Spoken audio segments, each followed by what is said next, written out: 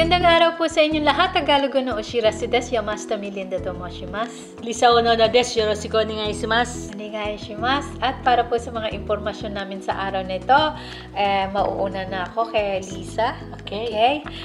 Tungkol po ito sa mga residenteng dayuhan na may balak maglipat po, or in Japanese, Hikoshi Yutei no Gaikokuji no Katae. Tiyukoto desu ne.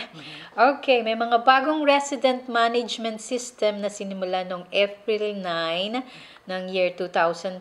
At sa sistemang ito, maging yung mga dayuhang residente na nais lumipat sa ibang syudad, distrito o lugar ay kailangan pong magpasa ng tinatawag na Tenshutsu Todoke, o yan po yung Report of Change of Address mula po sa kasalukuyang tinitirhang distrito.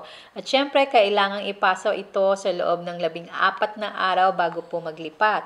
At matapos mai-report ito, ay padadalan kaya ng Tenshutsu Shomeisho o yung katibayan po ng paglilipat. Dalhin po ang katibayang ito sa loob ng 14 na araw sa municipal office ng lilipatan ninyong distrito o syudad. At sakali mang parehong distrito ang lilipatan, mangyaring magpasa po ng Tenkyo no Todoke de, o yung tinatawag nating notification of removal. Ayan. Sa pagre-report po, dalhin po yung Tenyu at Tenkyo notification. Kasama na rin po yung Sairyu card o yung resident card, o katibayan po ng permanent residency, o pati na alien card. Alien registration card po yan. At kung nagbabalak po kayong lisanin ang Japan at nais bumalik manirahan sa sariling bansa, o may balak kayong manirahan po sa ibang bansa, ay kailangan naman ninyong magpasa ng Kaingai Tenshutsu no Todoke de, o notification po yan of moving out abroad. So, kailangan dalhin po ang inyong resident card at katibayan ng permanent residency sa airport o iba pa na. At syempre, kung wala na kayong balak bumalik dito sa Japan, maaari ninyong isauli po ang card sa airport, iba pa na. At maaari rin po kayong humingi ng payo sa staff ng Immigration Bureau kung kailangan ninyong i-surrender po yung card. Kung sakaling maiksi lamang po yung panahong lilisanin ninyo ang Japan, ay hindi na po kailangan ang Kaingai Tenshutsu no Todoke de. Alaming maigi po yung mga pamamaraan bago po kayo maglipat.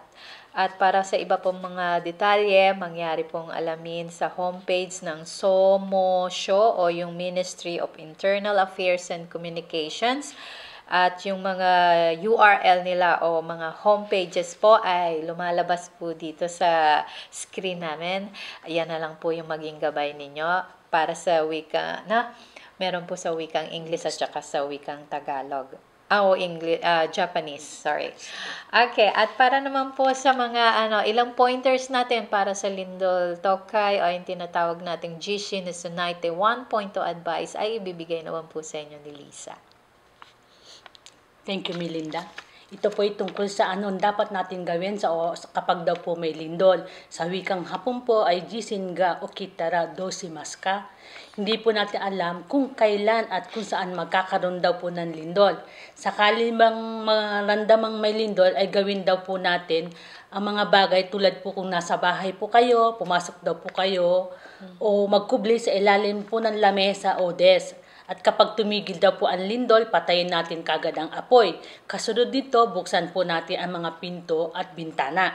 At wag daw kaagad tayong lumabas. Alamin mo muna ang kondisyon daw po ng mga kapaligiran. At siyempre, kailangan magsuot daw po tayo ng sapatos, ihanda ang mga gamit pang emergency. Kung nasa labas naman daw po kayo, tulad po nasa elevator, pindutin daw ang lahat ng button, lumabas daw at sakalin daw bumukas ang pinto ng elevator at pindutin daw ang emergency connecting button. At kung nasa supermarket kayo o department store, mag-ingat sa maaari magbaksakang gamit at sa mga mababaksakang mga salamin. Pakinggan daw po ang anusyo ng mga staff ng supermarket o mga department store. At kung kayo naman po ay nasa loob ng sasakyan, ihinto daw ang sasakyan at sa kaliwang bahagi ng daan. Lumabas daw po kayo sa sasakyan at sakali man tumigil ang lindol, iwanan daw po ang susi ng sasakyan at huwag daw po itong ilak ang pinto ng sasakyan. At kung kayo naman po daw ay nasa loob daw po ng bus o train, huwag agad bumaba o lumabas ng sasakyan. Makinig daw po muna kayo sa anusyo para sa mga dapat ninyong gawin.